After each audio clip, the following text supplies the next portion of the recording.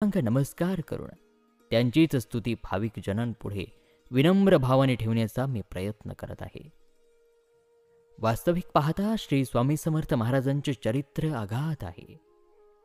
ते लिहिण्याचा प्रयत्न करणे म्हणजे सूर्यापुढे पंतीचा प्रकाश किंवा एखाद्या मुंगीने मी पर्वत सहजपणे उचलीन असे म्हणण्यासारखे आहे. तेव्हा हे दिनांश कैवारी, हे स्वामीराया, हे ग्रंथलेखन आपल्या कृपेने पूर्ण व्हावे हीच इच्छा. आता मुख्य म्हणजे वाचणारे किंवा ऐकणारे श्रोते, जे महापंडित, चतुर आणि विद्वान आहेत, त्यांच्यासमोर मी लिहिलेले कवित्व ठेवतो. मला माहीत आहे की ते थोर श्रोते सद्गुणांचे पारखी आहेत. तरी हे सर्व श्रोते हो, माझे हे लिखाण आपण नक्कीच मनोमन स्वीकाराल एवढीच प्रार्थना. श्री अक्कलकोट निवासी महासिद्ध श्री स्वामी समर्थांनी अनेक लीला केल्या.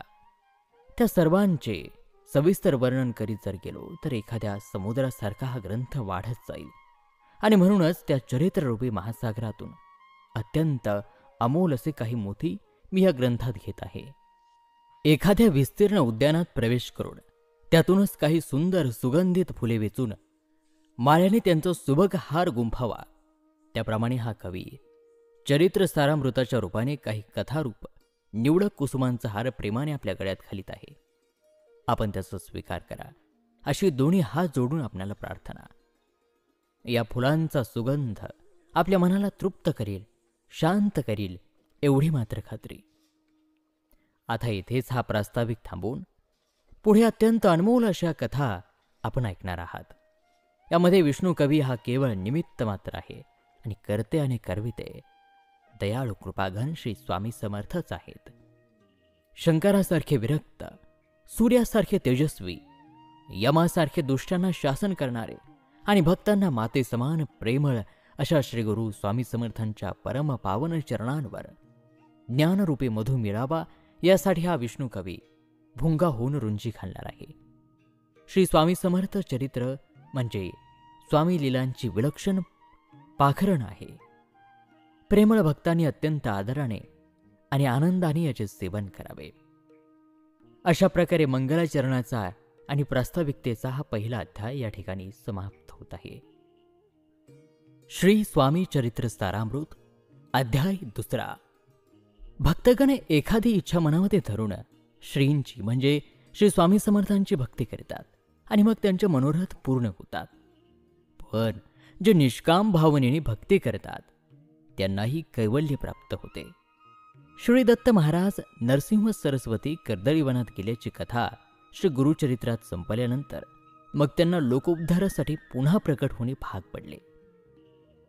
ते पुन्हा प्रकट झाले ते स्वामी समर्थ म्हणूनच. पुढे त्यांच्या एका भक्तांनी त्यांची जन्मपत्रिका अंदाजे केली, परंतु त्याचे शकप्रमाण माहीत नसल्यामुळे पत्रिकेविषयी लोकांना शंका आहे. श्री स्वामी समर्थ कधी प्रकट झाले याविषयीची काहीच माहिती उपलब्ध नाही. एकदा अक्कलकोट येथे राचप्पा मोदी यांच्या घरी भक्तमंडळी समवेत श्री महाराज बसले असताना कलकत्त्याचा कोणी एक गोरासाहेब स्वामी महाराजांची कीर्ती ऐकून महाराजांना भेटण्यासाठी आला होता. त्यांच्याबरोबर एक पारसी गृहस्थही उभे होते. ते येण्यापूर्वी महाराजांनी मोदींना 3 खुर्च्या आणून ओळीने मांडून ठेवायला सांगितले. ते आल्यानंतर मग आदराने दोघांना 2 खुर्चीवर बसायला सांगितले आणि मग स्वामी स्वतः 3ऱ्या खुर्चीवर बसले.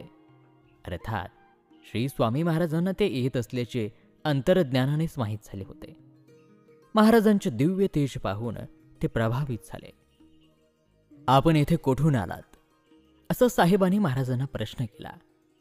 तेव्हा श्री स्वामींनी त्यांना हास्यमुखाने उत्तर दिले की प्रथम आम्ही कर्दळीवनातून निघालो, ते थेट कलकत्त्याला गेलो. तेथे जाऊन त्यांनी श्री कालिका मातेचे दर्शन घेतले. कलकत्ता शहर पाहून सर्व बंगाल देशही हिंडून बघितला. प्रसिद्ध गंगासागर पाहून तसेच इतरही पर्यटन स्थळे पाहून हरिद्वारला गेलो. केदारेश्वर, हिमालयातील इतर तीर्थस्थळे आणि 1000 नगरे फिरून त्यानंतर गोदावरीच्या काठावरती वास केला. ज्या पवित्र गोदावरीची माहिती पुराणात वर्णन केली आहे तीत नित्यस्नान करून तिच्या तीरावरील नाना तीर्थस्थळी पाहिली. तेथून नंतर हैदराबादला गेलो. पुढे पंढरपूर, मंगळवेढी, बेगमपूर येथे इच्छेला येईल तेवढे दिवस राहून काही दिवसांनी मोहोळाला गेलो आणि मग त्यानंतर फिरत फिरत सोलापूर आणि तेथून काही दिवसांनी अक्कलकोट येथे आलो. श्री स्वामी महाराजांनी सांगितलेली ही माहिती ऐकून दोघांनाही समाधान झाले आणि महाराजांना वंदन करून ते निघून गेले. मंगळवेढे गावामध्ये श्री स्वामी 12 वर्षांपर्यंत होते, पण कोणत्याही प्रकारच्या प्रसिद्धीच्या मागे नसल्यामुळे त्यांची महती कोणी ओळखलीच नाही. महाराज बहुतेक अरण्यातच राहत असत. क्वचित गावात आले तर कोठेही म्हणजे अगदी गलिच्छ जागेतही बसत.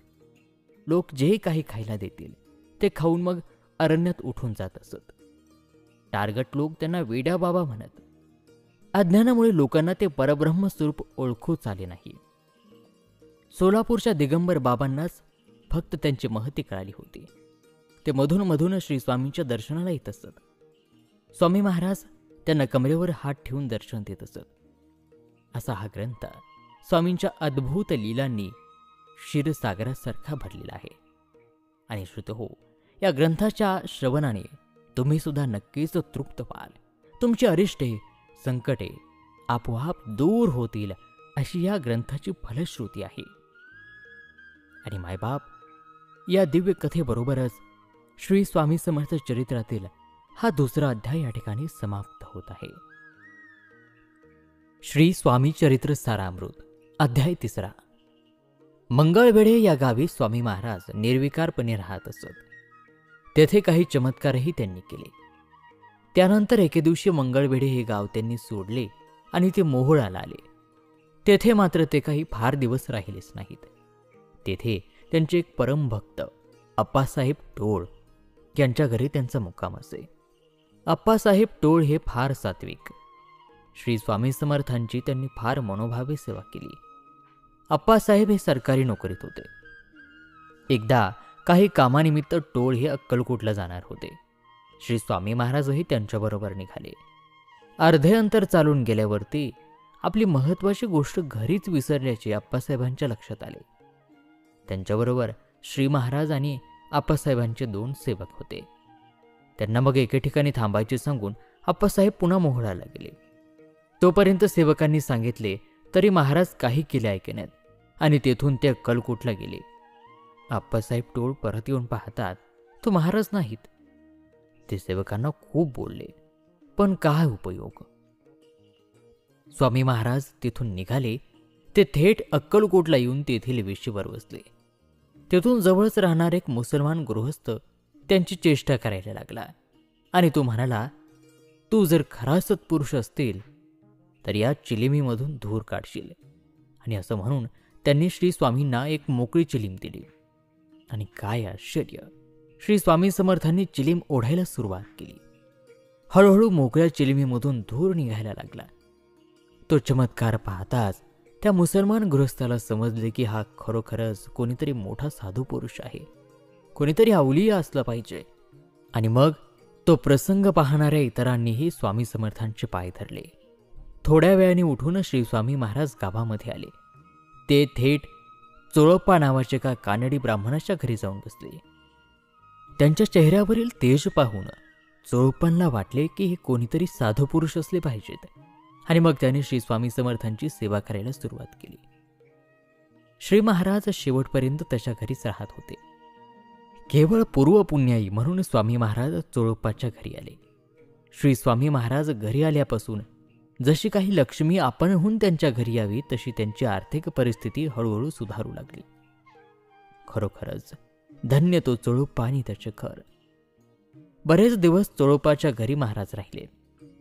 सामान्याने कितीही तपाचरण केले, व्रतवैकल्य केले तरीही देवाची कृपा होत नाही. पण चोळप्पाला ते सहज साध्य झाले.